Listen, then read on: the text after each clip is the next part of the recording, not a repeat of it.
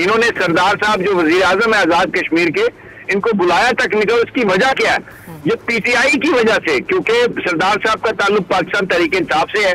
और ये जो सारे बोने हैं, ये जो सारा 13 करप्ट जमातों का टोला है, इनको पीटीआई और इमरान खान जो है वो नहीं, वो एक्सेप्टेबल नहीं है कि ये नून लीग का इलेक्शन कमीशन है। ये बात गलत नहीं है। मैं इस बात से कन्विंस हूँ। जो इंडिकेशंस आती हैं, जो मरियम नवाज कहती हैं, जो नवाज शरीफ साहब की तरफ से इंस्ट्रक्शंस आती हैं, ये इलेक्शन कमीशन बज़ाहिर हमें वही करता हुआ नजर आता है। जो चौधरी परवेज लाई है या चौधरी मुस्लिम लीग काफ है, उसकी जो इस्टेब्लिशमेंट के साथ माजी में देख ले या अभी भी देख ले, उनके ताल्लुकात हमेशा से बेहतर रहे हैं। सब्सक्राइब करें और बेल दबाएं ताकि कोई खबर रह न जाए।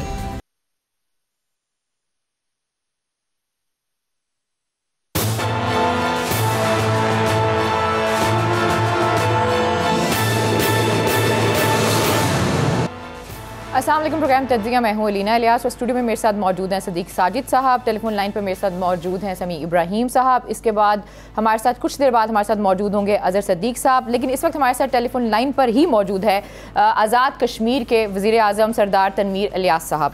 आगाज़ इसी स्टोरी से करेंगे। जैसे कि हमने देखा कि शहबाज शरीफ साहब ने आज़ाद कश्मीर के वज़ीर आज़म सरदार तनवीर इलियास को बोलने नहीं दिया। आखिर ऐसी क्या वजह हुई जिसकी वजह से शहबाज शरीफ साहब ने सरदार तनवीर इलियास को बोलने नहीं दिया? ऐसी क्या वो बात करना चाह रहे थे जो शहबाज शरीफ साहब से बर्दाश्त नहीं हो रही थी? इस हवाले से बात करेंगे। और दूसरी जो भी मैं देख रही थी कि शेख रशीद साहब अभी इंटरव्यू दे रहे थे जिसमें उन्होंने कहा कि एक प्लान बनाया जा रहा है कि इमरान खान को नाअहल किया जाए। फिर आखिर में हम इस पर भी बात करेंगे कि आज बड़ी अहम मुलाकातें हो रही हैं। अभी एक मुलाकात हुई है कुछ देर पहले चौधरी शुजात की आसिफ अली जरदारी साहब के साथ, और जो चौधरी शुजात हैं और पीडीएम हैं, ये सारी ये बातें कर रहे हैं कि भाई हमारा जो रुख होगा वो लाहौर की तरफ होगा और केपीके में हम गवर्नर राज की तैयारी कर रहे हैं। सबसे पहले मैं आगाज़ करूंगी सरदार तनवीर इलियास साहब से। जानने की कोशिश करेंगे कि आखिर ऐसा वो क्या बोल रहे थे सरदार साहब, अब ऐसी क्या बात कर रहे थे जो शहबाज शरीफ साहब से उनसे बर्दाश्त नहीं हो रही थी? नहीं, असल में कोई ऐसा ऐसी चीज नहीं थी। वो मेरा हाल पत्ता हो सकता है। मेरे हवाले से उनके पहले किसी ने कुछ कहा चुके। और मैं कल रात को जब पता चला, हम पुंछ से मैं मुजफ्फराबाद डिवीजन की तरफ जा रहा था। वहाँ पे पुंछ में पहले हमारे इलेक्शन हो गए थे मुजफ्फराबाद डिवीजन के, फिर पुंछ है जो हमारी अजला है। फिर दूसरा इंटरेस्टिंग किया है कि पुंछ में पाकिस्तान तहरीक इंसाफ की लैंडस्लाइड विक्ट्री जो 3 दिन हो गया डिक्लेयर होने के बाद कल से उन्होंने दोबारा कुछ यूसीज किया कि जो पीटीआई ने आ रही है, उसमें यह है कि वो इलेक्शन कमीशन भी मतलब 22 किस्म का इलेक्शन कमीशन है, उसको यूज भी किया जा रहा है, तो अपनी भी उनकी जरूरत नहीं है। अभी ये है कि देखें, ये जो मंगला है ना, मैं ये कहता हूँ कि जो काला बाग बनाते हैं ना, तो जब मंगला बना हुआ है और मंगला के रहने वाले और मीरपुर के रहने वालों ने अपने अबाईजात, अपने वालदेन और उसी तरह के साथ छोटी छोटी जैसे बिजली का इस्तेमाल कर रहे हैं, हमारे मुल्क की बिजली, हमारे मुल्क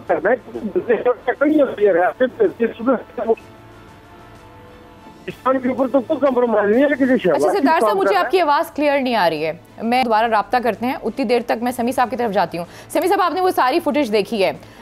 सरदार साहब बात करने की कोशिश कर रहे थे, लेकिन शहबाज शरीफ साहब जो हैं वो उनको चुप उन्होंने करा दिया।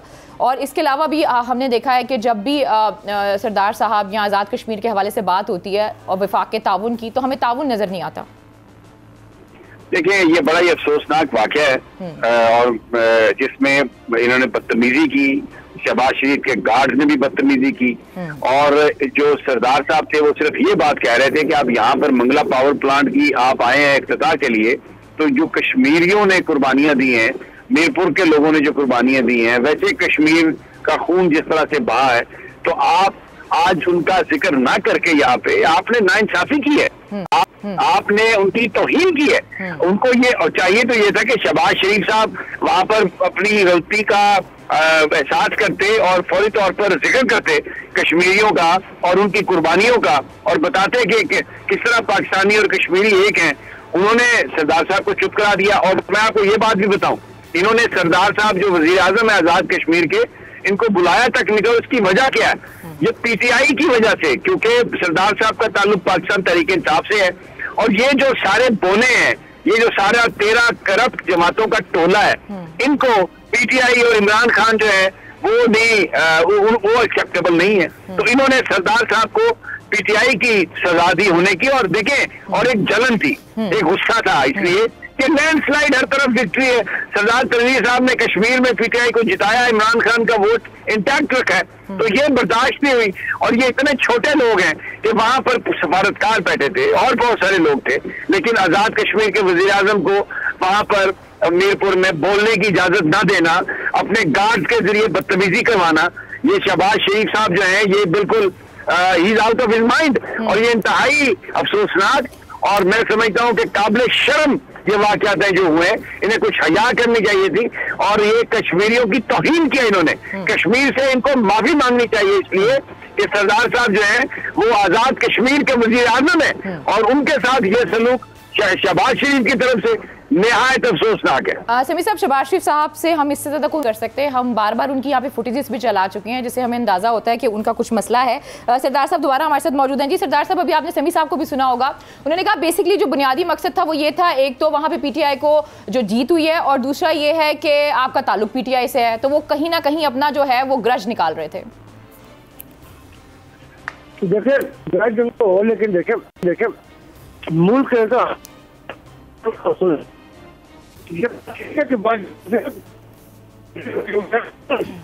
पीछे चली गई है। देखिए PMLN ने भी 5 साल पूरे किए, पीपुल्स पार्टी।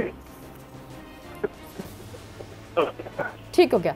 अच्छा सरदार साहब, मसला ये है कि आप किसी ऐसी जगह पे हैं जहां पर शायद सिग्नल ठीक नहीं आ रहे। हम कोशिश करेंगे दोबारा आपसे रब्ता करने की। जी समी साहब, आप इस पे कॉमेंट या मैं अगली स्टोरी की तरफ जाऊं? नहीं, ये बड़ी मैं चाहता हूं कि सदीक साजिद साहब भी इस पर बोलें, क्योंकि देखें ये कश्मीर एक बड़ा सेंसिटिव इलाका है, और कश्मीरी दिलो जान से पाकिस्तान के साथ हैं। पाकिस्तानी भी कश्मीर से दिलो जान से मोहब्बत करते हैं, लेकिन वहां पर आजाद कश्मीर के इलेक्टेड वजीर आजम के साथ ये सलूक, और बड़ा अभी ये सरदार साहब राइटली पॉइंट आउट कर रहे थे कि वहां पर चाहे इससे पहले नून लीग की गवर्नमेंट बनी है, पीपल्स पार्टी की गवर्नमेंट बनी है, उन्होंने अपना टाइम पूरा किया है, और खास तौर पर जब वजीर आजम थे इमरान खान साहब, तो उन्होंने मुस्लिम लीग नून की हुकूमत थी आजाद कश्मीर में, और जितने उनको फंड चाहिए थे उससे ज्यादा फंड दिए। अभी इन्होंने फंड्स भी रोक दिए हैं, फंड्स में कटौती की है। इलेक्शन कमीशन को भेजा वहां पर कि धांधली कराओ, इसमें सरदार साहब ने प्रेस कॉन्फ्रेंस भी की। जो चीफ सेक्रेटरी है वो भी वफाक का नुमाइंदा है। तो फंड्स कम कर देना, लोगों को वहां पर तंग करना, सरदार साहब को पूरा यानी कोशिश उनको काम न करने देना, फिर वहां पर भी ये जाके तो उम्मीदवारों जो MLA हैं उनको पैसे दे के खरीदने की कोशिश करना, हुकूमत तब्दीली की कोशिश करना, ये सारे वो घटिया काम है जो शहबाज शरीफ साहब कर रहे हैं, और ये जो PDM की क़यादत कर रही है। तो खुदा के लिए कश्मीर में सियासत ना करें। वहां पर इस वक्त पूरा पाकिस्तान इमरान खान के साथ है, कश्मीरी भी इमरान खान के साथ है। जो मैंडेट दिया उन्होंने सरदार साहब को और PTI को, उसको तब्दील करने की कोशिश ना करें, उसको एक्सेप्ट करें, और वफाकी हुकूमत को शर्म करे, कश्मीरियों के फंड रिलीज करे, और ये शहबाज शरीफ साहब माफी मांगे इस पर जो आज उनके गार्ड होने और जो कुछ उन्होंने किया। जी समी साहब, सरदार साहब दोबारा हमारे साथ मौजूद है, आपके सवाल उनसे। जी, मैं चाह रहा हूँ सरदार साहब, ये बहुत ही एक शर्मनाक दिन है कि वहां पर आपके उनके गार्ड ने आपके साथ ये सब कुछ किया, और ये इंसल्ट की आजाद कश्मीर की इन्होंने। तो आप क्या इस वक्त पैगाम क्या देंगे, ये आगे होना क्या चाहिए? देखिए मैं ये समझता हूँ, देखिए बहुत सारी करने के लिए क्या है, एक तो मेरे कहने से पहले जो हमारे डिस्ट्रिक्ट इनकार कर दिया, दूसरा मेरी मौजूदगी में हमारी DIG और हमारी कमिश्नर की इंसल्ट की गई मेरी प्रेजेंस में। तो ये तो उसको शहबाज शरीफ नहीं आया, उनका वादा वाला रवैया रखा गया और ये किया गया। तो बुनियादी तौर पे वो इनकी हदायत पे भी काम कर रहे थे, जो हदायत उनको शहबाज शरीफ पहले से जारी कर चुका था सोने मांगे था उनकी तरह। तो मैं देखिए ये जो नीलम चैनल में मंगला ऑपरेटिंग है, तो वापस की कमिटमेंट थी उनके ऊपर 1% काम नहीं हुआ, बच्चा छुपने से मौत छोड़ दी। तो वापस की सीनियर एडमिनिस्ट्रेशन ने मुझे उसकी पुश करें, तो हमें क्या कहते हैं कि आप इनको पुश करें। ऐसे देखें आम आदमी क्या चाहे कि भाई मेरे सारी कुर्बानी देने की है, लेकिन मेरे जो हक होता है वो मुझे कोई देने को तैयार नहीं है। अच्छा सरदार साहब, आपको क्या लगता है कि वज़ीर आज़म पाकिस्तान को अपने इस अमल पे माफ़ी मांगनी चाहिए? माफी भी मांगनी चाहिए, अच्छा करना चाहिए। ठीक हो गया। देखो बुनियादी तौर पर जी आज मेंटल डिसऑर्डर होते हैं, अदरवाइज मेरा नहीं ख्याल कि जिस तरह की सजावट का आजाद कश्मीर हमेशा बुलाया गया है। आज़ाद कश्मीर हो या अलीना मकबूजा कश्मीर हो, कश्मीर हमारे दिलों में बड़ी खसूसी अहमियत है। और ये जो आज वाक़या हुआ ये बिल्कुल नहीं होना चाहिए था, बल्कि वफाकी हुकूमत को तो जो है वो करना चाहिए, एहतराम करना चाहिए और उनकी बात जो है वो सुननी चाहिए। वो सियासी इशूज़ अपने तौर पे कि कौन जीता कौन हारा उसको आप एक बुनियाद ना बनाएं। कश्मीर के जो लोग हैं वो पाकिस्तान से वो बहुत ज़्यादा मोहब्बत करते हैं और हमें भी चाहिए कि हम जो है वो जवाबन जो है वो ऐसे इकदाम करें जिससे कश्मीरी नाराज़ ना हो, कश्मीरी खुश हों। लेकिन ये बहुत ही शर्म की बात है कि आप गार्ड्स के जरिए बिल्कुल ये नहीं होना चाहिए, अफसोसनाक है। फंड्स ना दें और इसकी अभी तक वफाकी हुकूमत की तरफ से कोई वजाहत नहीं आई, आनी चाहिए कि ये वाक़या क्यों हुआ। पीटीआई की वजह से। बिल्कुल जी जी ठीक हो गया। अजहर सिद्दीक साहब भी हमारे साथ मौजूद हैं। समी साहब, पहले मैं अजहर साहब की तरफ आऊंगी। अजहर साहब मुझे ये बताइएगा, अभी मैं शेख रशीद साहब को सुन रही थी, वो ये कह रहे थे कि इमरान खान साहब को नाअहल करने की जो है वो साजिश की जा रही है और प्लान बनाया जा रहा है। इसमें ना सिर्फ अंदरूनी ताकतें बल्कि बैरूनी ताकतें भी शामिल हैं। अलीना देखिए, हकायक तो इसी तरह सही है। ऑपरेशन रजीम चेंज 1 खत्म होने के बाद 2 शुरू हो चुका है। इमरान खान साहब का ग्राफ पॉपुलैरिटी का नीचे आ नहीं रहा। उनके खिलाफ प्रोविडेंट फंडिंग का केस बनाया गया, वो भी कुछ ना निकला। तोशाखाना में डिस्क्वालीफाई किया गया, वो भी कुछ नहीं है। कल आला अदालतों ने उसको सेट असाइड कर दे रहे हैं। फिर इलेक्शन कमीशन ने तौहीन अदालत के लिए कार्रवाइयां शुरू की, वो भी आपके सामने है। तो किरदार जितनी भी कोशिश करके देख लें, वो अब ये नया क्या कर रहे हैं।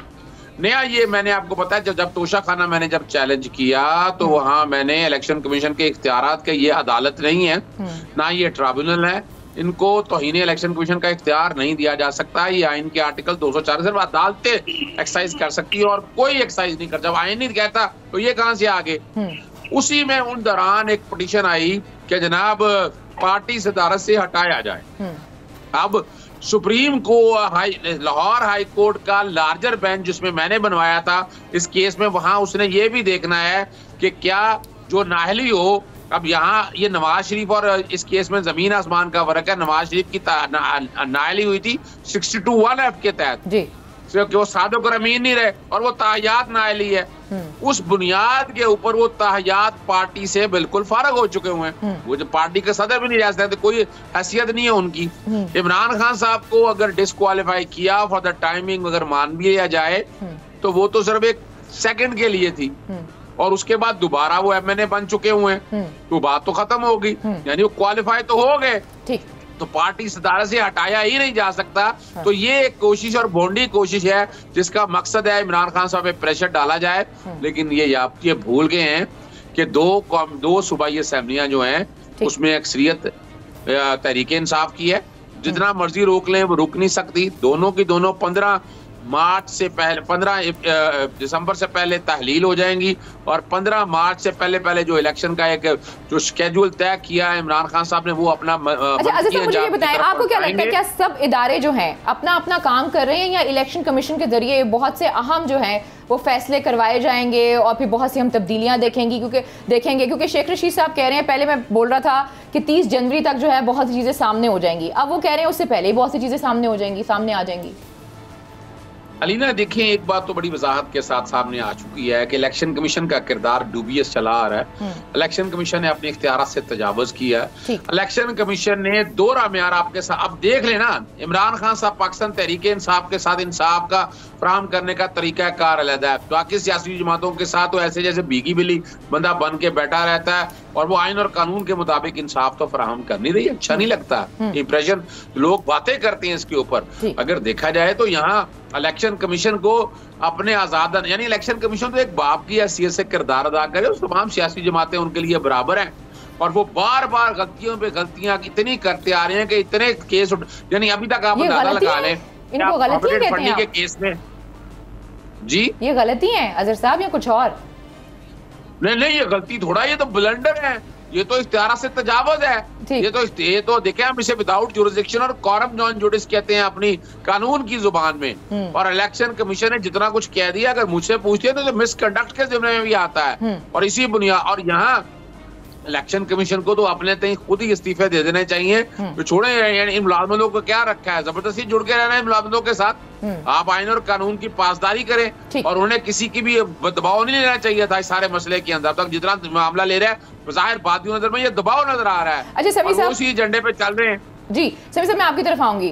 जब से खान साहब की गवर्नमेंट गई है, खान साहब ने बेतहाशा इंटरव्यू दिए हैं। उन इंटरव्यूज में उन्होंने बहुत सी बातें भी की हैं, जिसमें उन्होंने कहा था कि कुछ प्लान्स बनाए जा रहे हैं। पहला प्लान ये है कि उन्हें ताहयात नाअहल किया जाए, या फिर उसके बाद फिजिकली जो है उन्हें एलिमिनेट किया जाए। अब दोबारा आगाज़ हो गया है, इस तरह की खबरें आ रही हैं। उनके बड़े अहम रहनुमा जो हैं पीटीआई के भी, इसके अलावा जो है शेख रशीद साहब भी यही बात कर रहे हैं कि शायद जो है खान साहब को नाअहल करवा दिया जाए। सो दोबारा से वही चीज़ें स्टार्ट हो गई हैं जिनका सोचा ये गया था 29 नवंबर को कि अब शायद वो चीज़ें ना हों।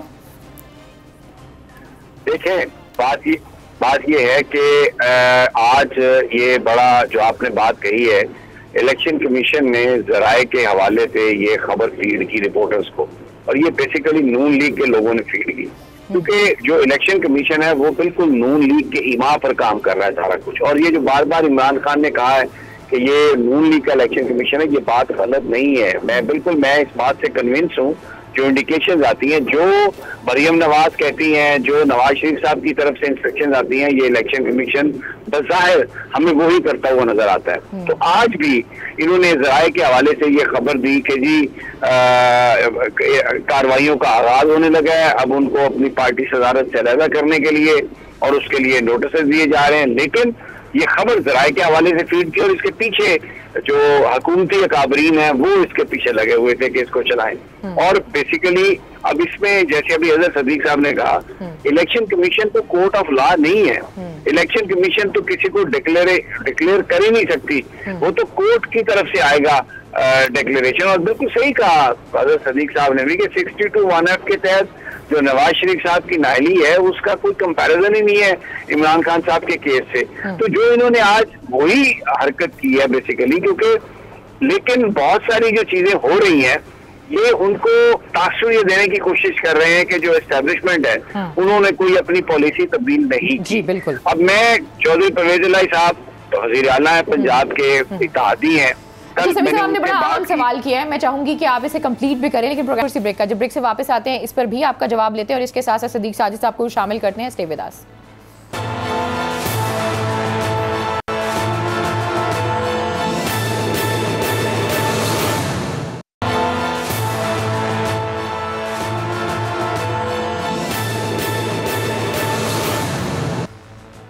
वेलकम बैक नाज़रीन, एक दफ़ा फिर आपको खुशामदीद कहते हैं। और ब्रेक पे जाने से पहले समी इब्राहिम साहब एक बात कर रहे थे कि एक तासुर देने की कोशिश की जा रही है कि इस्टेब्लिशमेंट की जो पॉलिसी है उसमें कोई तब्दीली नहीं आई। समी साहब, एक तो वो बात कंप्लीट कीजिएगा, इसके साथ साथ अभी जो पीटीआई की तरफ से खबरें आ रही हैं वो ये आ रही हैं कि रैली का आगाज़ किया जाएगा। कहीं आने वाले दिनों में रैली, फिर जलसे और फिर धरने की तरफ दोबारा तो नहीं जाया जाएगा?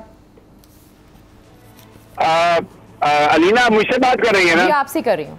अच्छा, मैं सबसे पहले तो ब्रेकिंग स्टोरी है मैं वो दे दूं कि साबिक जो वज़ीर आज़म है तहरीक इंसाफ के चेयरमैन इमरान खान, उन्होंने वो आज अभी टेलीफोन किया सदीक जान साहब को, जो ब्यूरो चीफ है बोल न्यूज इस्लामाबाद के, क्योंकि सदीक जान की वालदा का इंतकाल हुआ था अचानक और उस पर ताज़ियत के लिए फोन किया इमरान खान साहब ने। उनकी सदीक जान साहब से बात हुई है और उन्होंने उनको दुआ की है उनकी वालदा के लिए भी कि अल्लाह उनके दर्जात बुलंद करे, और सदीक जान साहब और उनकी जो फैमिली है उनके लिए दुआ की है कि अल्लाह ताला उन्हें सब्र अता करे इस जो साने को, ताकि वो बर्दाश्त कर सकें। तो अभी थोड़ी देर पहले उन्होंने खुद इमरान खान साहब ने टेलीफोन करके जो है ना इज़हार अफसोस किया सदीक जान साहब से। तो ये तो मैं ये बताना चाह रहा था कि ये बड़ा जो ये अभी की डेवलपमेंट थी। दूसरा, आपने जो बात कही है ना, देखें इस वक्त जो तहरीक इंसाफ और उनके जो अलाइज हैं उनके बीच इस वक्त जो इत्तेफाक और इत्तेहाद है, जो आज मैंने खुद भी देखा, मीडिया में बहुत सारी खबरें चल रही हैं। अभी आप सोशल मीडिया पे देखें, चैनल्स पे देखें, जो लफाफियां हैं ना वो इस किस्म की बातें कर रहे हैं जी के परवेज इलाही साहब ने कहा है कि अभी यानी 4 महीने तक कुछ नहीं होने वाला, और इमरान खान साहब कहते हैं कि मैं इस महीने असेंबलियां तोड़ दूंगा, तो क्या वो सेम पेज पे हैं? मैं आपको एक बात बता रहा हूँ, मेरी बड़ी खुलकर बात हुई है। बिल्कुल जिस वक्त इमरान खान साहब चाहेंगे, परवेज इलाही साहब उसी वक्त उसी लम्हे असेंबलियां तोड़ देंगे। लेकिन पार्टी के अंदर जो मुशावरत का सिलसिला है उसमें कुछ लोगों की ये राय है जिसको मंजूर करना या ना करना इमरान साहब का इख्तियार है, और वो राय ये है कि आप अभी थोड़ा टाइम दें। ये जो नई मिलिट्री रिजीम आई है उनको थोड़ा टाइम दें, और क्योंकि बिहाइंड द सीन कंसल्टेशन हो रही है कि कोशिश किया जाए कि एक ही दफा इंतखाब हो, अगर इसमें 2-3 हफ्ते की ताखीर, महीने की ताखीर भी हो जाए तो उससे कोई फर्क नहीं पड़ता। अच्छा जी सदीक साजिद साहब, ये राय है या इससे बढ़कर होगी? क्योंकि फवाद चौधरी साहब को सुन रही थी, वो कह रहे थे कि वफाकी हुकूमत जो है वो बहुत सी चीज़ों को ख़राब करने की कोशिश कर रही है। हम तो चाहते हैं कि हमारे ताल्लुकात बेहतर हों। इन वफाकी हुकूमत को देखने की बजाय इस वक्त अगर आप तवज्जो करें, वो आप करें चौधरी परवेज़ लाई पर। जी चौधरी परवेज़ लाई साहब इस वक्त एक पुल का किरदार अदा कर रहे हैं सूरत हाल को संभाला देने के हवाले से। उन्होंने कल भी एक इंटरव्यू में ये बात कही थी कि उनके गुज़श्ता दिनों इस्लामाबाद में बड़ी एक अहम मुलाकात हुई थी, उस बारे में भी हम पहले बात कर चुके हैं। ज़ाहिर है अब जो इदारे हैं, इस्टेब्लिशमेंट है, उनका किरदार गैर सियासी किरदार होगा, लेकिन उसके साथ साथ जो चौधरी परवेज़ लाई है या चौधरी मुस्लिम लीग काफ है, उसकी जो इस्टेब्लिशमेंट के साथ माजी में देख लें या अभी भी देख लें, उनके ताल्लुकात हमेशा से बेहतर रहे हैं। और चौधरी परवेज़ लाई साहब नहीं चाहते कि तहरीक इंसाफ की जो मौजूदा जो क़यादत है उनके इस्टेब्लिशमेंट के साथ ताल्लुकात में कोई बिगाड़ हो। वो ज़रा उसमें ठहराव चाहते हैं कि अगर वो उनकी सपोर्ट भी नहीं करते तो उनकी मुखालफत में जाए चीज़ें स्मूथली चलें। फिर दूसरा जो एक वो रोल प्ले कर रहे हैं वो है कि इंतखाबात के हवाले से जो चीज़ें चल रही हैं वो कम अज़ कम जो है वो इंतखाबात जो है वो अप्रैल या मार्च में या छोटी ईद के बाद जो है वो इंतखाबात हो जाए, इसके ऊपर भी बातचीत हो रही है। अब PDM जो है उसके ऊपर जो हमारी जो इत्तेहादी हुकूमत है वो भी इसके ऊपर अभी सोचो बचार कर रही है। आज भी जो है वो अलीना मैं आपको बताऊं कि जो आसिफ जरदारी हैं, अभी जो आप बता रहे शुजात साहब से मिले हैं, आसिफ जरदारी ने फजल रहमान से रब्ता किया, नवाज शरीफ से भी रब्ता किया है। ज़ाहिर है इन तमाम तर चीज़ों के ऊपर जो है और फोकस इसी चीज़ के ऊपर है। और फिर इसमें एक चीज़ और भी ऐड कर लें, अब उसका जो है उससे लिंक बनता है कि नहीं बनता। आज आसिफ जरदारी ने ये बात कही है नवाज शरीफ से कि चौधरी परवेज़ लाई की जो गवर्नमेंट है पंजाब में, उनके खिलाफ आप किसी किस्म का कोई इकदाम ना लें। अच्छा। अदम एतमाद की तहरीक हो या एतमाद का वोट लेना हो वो आप ना छेड़ें, और अभी उसको आप जिस तरह वो चल रहे हैं उनको चलने दें। अब इसके अंदर क्या है, इसके पीछे क्या कहानी है? अब ज़ाहिर है जरदारी साहब जो है वो अपनी बड़ी सियासत खेलते हैं, और इस वक्त वो जो सियासत कर रहे हैं वो नून लीग की सियासत से ज़्यादा अपनी सियासत कर रहे हैं। ज़ाहिर है वो अब पंजाब में अपना फ़ायदा देखेंगे। और जरदारी का आपको पता ही है कि जब ये परवेज़ लाई साहब के हवाले से माजी में क्या कहते रहे, लेकिन बाद में इन्हीं को उन्होंने नायब वज़ीर आज़म भी बनाया था, अभी भी वो उनको पेशकश की थी। और ये उनका ये कहना, इस तरफ चले जाना, तो ये इस चीज़ को आप नज़रअंदाज ना करें कि पंजाब के मामलात भी जरदारी ने मुस्लिम लीग नून के मामलात भी अपने हाथ में इस वक्त ले लिए हैं। और नवाज शरीफ ने अपने लोगों से कहा है कि पंजाब के हवाले से जो भी जरदारी साहब फैसला करते हैं आप उसको फॉलो करें, क्योंकि जो नवाज शरीफ साहब कैसे ये भूल गए? मुझे याद है कि हमजा शहबाज को आसिफ जरदारी साहब जो हैं वो छोड़ के चले गए थे, सब कॉल्स कर रहे थे और बाद में पता चला वो दुबई में है और अपने नवासे की बर्थडे पार्टी पे गए हैं। तो इतना यकीन करते हैं नवाज शरीफ साहब? ये सियासत है। और इसको देखें, यहाँ पे अगर नवाज शरीफ खुद होता ना अलीना, अच्छा, वो खुद भी वैसे वापस आने की कोशिश कर रहा है, ये मैं आपको बता दूंगा। अभी नहीं, मैं अभी आपको बताऊँ, मैं भी आपको खबर दे देता हूँ। अभी जबकि मैं और आप गुफ्तगू कर रहे हैं, इस वक्त लंदन में किचन कैबिनेट की मीटिंग जारी है। ठीक हो गया। उसमें मरियम नवाज साहबा है, उसमें सलमान शहबाज है, उसमें नासर जंजवा है, इधर पाकिस्तान से हमजा शहबाज हैं, परवेज़ रशीद साहब, कुछ और लोग हैं, उनकी फैमिली के लोग ज़्यादातर वो उसमें शामिल हैं। डिस्कस ये किया जा रहा है जिन साहबा कि नवाज शरीफ साहब जो है वो से दिसंबर में वापस आएँ या जनवरी में वापस आएँ। नवाज शरीफ साहब ने पता क्या बोला, जाते जाते आपका वक्त ज़्यादा नहीं लूँगा, उन्होंने ये कहा कि मैं ये देखना चाहता हूँ कि इमरान खान असम्बली कब तोड़ता है पंजाब की। जब वो असम्बलियाँ तोड़ने के वाले से डिसीजन कर लेगा, उसी को देखकर जो है मैं पाकिस्तान वापस आने का फैसला करूँगा और मैं सियासी तौर पर इसका मुकाबला करूँगा। अच्छा, अजहर साहब से पूछे थे, अजहर साहब एक बंदा जो ताहयात नाअहल है वो कैसे वतन वापस आ सकता है? वो इश्तिहारी भी है, सारी चीज़ें हैं, बट कौन सा ऐसा सिस्टम है जो उसको इस तरीके से फैसिलिटेट कर सकता है कि वो वापस आ जाए? अच्छा, ये तो जो साजिद साहब बात कर रहे हैं वो इस सब आदेश से तो ठीक है। आज अगर असेंबलियां तहलील कर दी जाएं, यानी इस वक्त तो गवर्नमेंट उनकी है ना, यानी वो क्या करेंगे? वो क्या करेंगे? वो किसी को सब जेल डिक्लेयर कर देंगे, आएंगे, वो गिरफ्तार होंगे, वो जेल जाने की बजाय कोशिश करेंगे किसी रेस्ट हाउस मुंतकिल करने की। लेकिन ये इस वक्त वो सजा याफ्ता है, यानी वो अगर बेलम वगैरह पे होते तो बात ठीक थी। अब जैसे भी आएंगे ना, वो जिस शक्ल में भी आएंगे, उन्हें जेल तो जाना है, और जेल तो उन्हें जाना है। जेल अभी उनका मुकद्दर है, एवन फील्ड के अंदर भी और अल अज़ीज़िया के अंदर भी, और पार्टी सदारत से वो नाअहल है, इसमें कोई शक नहीं है। और उसका एक रास्ता फैसलवाड़ा के केस में दे दिया कि आप आगे ठीक हो गया, मुझे ब्रेक लेनी है। ब्रेक से जब वापस आएंगे मैं चाहूंगी कि आप अपनी बात करें। Stay with us.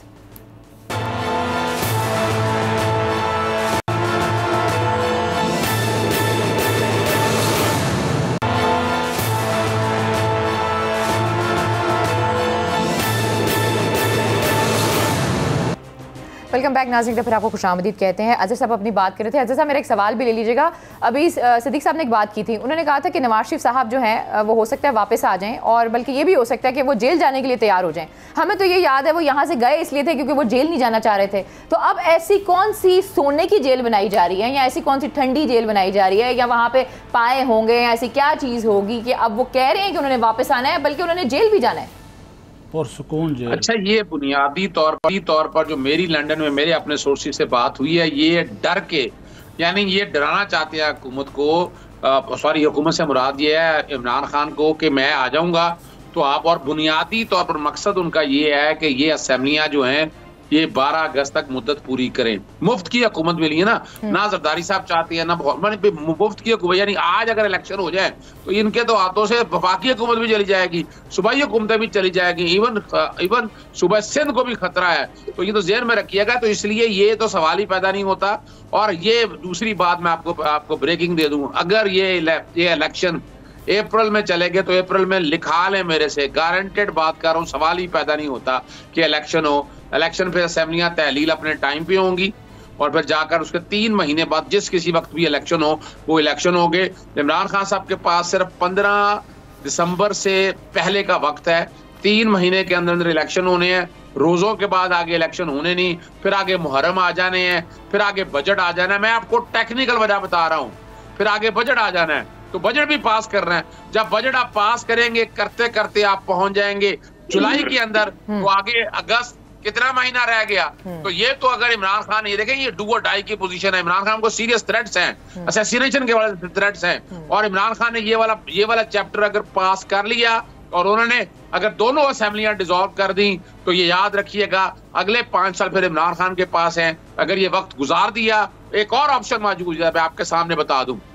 अगस्त जब आएगा, इस मुल्क में हालात, मैं वक्त से पहले बता रहा हूँ आपको, हालात खराब किए जाएंगे, लॉ एंड ऑर्डर की पोजीशन खराब होगी, तो उस वक्त आएंगे आर्टिकल 234 के तहत आपकी पार्लियामान को इख्तियार है कि वो असेंबलियों की मुद्दत 1 साल के लिए बढ़ा सकता है। तो उसके बाद 1 साल और बढ़ाने की कोशिश की जाएगी, जो कि हालात ऐसे नहीं है। इलेक्शन ना नवाज शरीफ फेस कर सकता है, ना पीपल्स पार्टी, ना मौलाना फजलुर रहमान। इस वक्त इमरान खान का जादू चल रहा है। और दूसरा देखें, जहां तक परवेज लाई वगैरह, उनको भी आखिरी झूठा मिला हुआ है। वो भी चाहते हैं कि वजारत आला मिली है, वजारत आला का पूरा एंजॉय करें। अगर वो वाकई सिंसियर हैं इमरान खान, वो प्रोजेक्ट जो शुरू है वो प्रोजेक्ट चलते रहेंगे, प्रोजेक्ट आगे केयर टेकर सेटअप बने वो होते रहेंगे। एक सेकंड देखिए, मेरा सवाल ये है अजहर सदीक साहब से कि पंजाब असेंबली और केपी की असेंबली अगर टूटती है, तहलील होता है और उसके बाद इनका इंतखाब हो जाता है, तो मुझे ये बताइए कि क्या प्रेशर है वफाकी हुकूमत पर? अगर वो उनके पास नंबर पूरे हैं, जिस तरीके से ये मंजरकशी कर रहे हैं, तो उसमें मुझे बताइए कौन सा प्रेशर पड़ेगा उन पर। और मुझे ये दूसरी बात बता दें कि मुहर्रम है या रमजान शरीफ है, या ये इसमें कौन कहता है कि इंतखाबात नहीं हो सकते? अच्छा, फिर उसके बाद वो ये कि जी वो पार्लियामान ने ये मंजूर कर देना है। ये बात जब तक पाकिस्तान के अंदर इस वक्त ये कहना कि जी बस 15 दिन है इमरान खान के लिए, डू एंड डाई की सिचुएशन है, ये आपको हालात का अदराक करना चाहिए। इसलिए कि अगर इस वक्त आप दोनों असेंबलियां तोड़ देते हैं और फिर कोई सूरत हाल खराब होती है, अदालती को फैसला आ जाता है, गवर्नर रूल लग जाता है और फिर केयर टेकर सेटअप आगे चला जाता है, तो वफाक में तो बैठी हुई है शहबाज शरीफ की हुकूमत, और यहाँ पर पंजाब और केपीके में जो तहरीक इंसाफ के साथ जो 25 मई को हुआ था वही होना है। तो जब आप गवर्नमेंट में हैं, लोगों को सर्व कर रहे हैं और प्रेशर डाल रहे हैं, तो वो ज्यादा बेटर ऑप्शन है। और फिर दूसरी बात, जो नई एस्टेब्लिशमेंट आई है, कि आप उनको टाइम नहीं देंगे, नए चीफ को टाइम नहीं देंगे, आप वो उसी तरीके से आप चलना चाहते हैं जी। शमी साहब, मैं जो बात कहना चाहता हूँ, पहली तो बात ये है कि इलेक्शन कराना आपके बस में नहीं है। इलेक्शन कराना है इलेक्शन कमीशन नहीं, और इलेक्शन कमीशन ना रोजों में कराएगा और ना ही मुहर्रम में कराएगा। ये आप नोट कर लीजिएगा, मैं आपको बता रहा हूँ। इससे तो कोई देखिए ना, अब सवाल क्या है यहाँ पर? जी जी, सवाल हमें ये देखना है कि इस वक्त क्या ऐसे हालात बनाए जाए। बातें बड़ी सीधी सी है कि आप 5 साल के लिए आपके पास सूबाई हुकूमतें दोनों आ जाएंगी, आप इलेक्शन जीत जाएंगे, तो 5 साल के लिए आपका सूबाई हुकूमतें दोनों अभी भी आपके पास सूबों की हुकूमत है, वो आप पूरे साल के लिए है। क्या उसमें जब तक ये है सूबों में हुकूमत है आपकी, इससे क्या फर्क पड़ता है?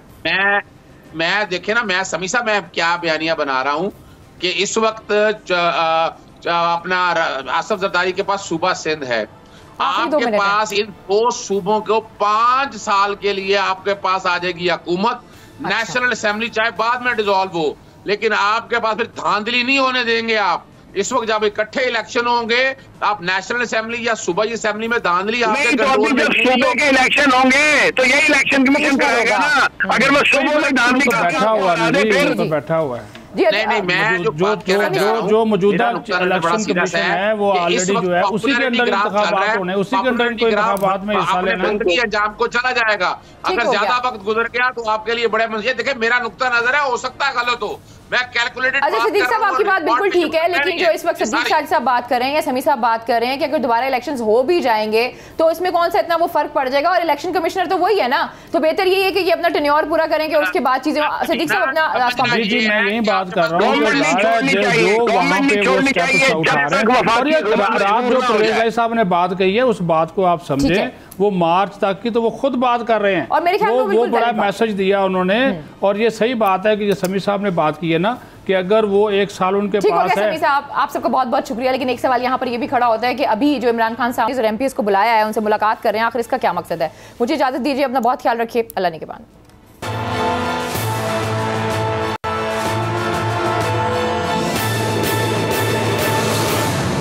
तारीख में पहली बार इमरान खान, आसिफ अली जरदारी, शहबाज शरीफ, मरियम नवाज, मौलाना फजल रहमान और बिलावल भुट्टो सब एक साथ जलना रहे हैं सिर्फ बोल पर। सबसे ज्यादा व्यूज और सबसे ज्यादा रेटिंग के साथ बोल आज भी रहा नंबर 1 पर। सब्सक्राइब करें और बेल दबाएं ताकि कोई खबर रह न जाए।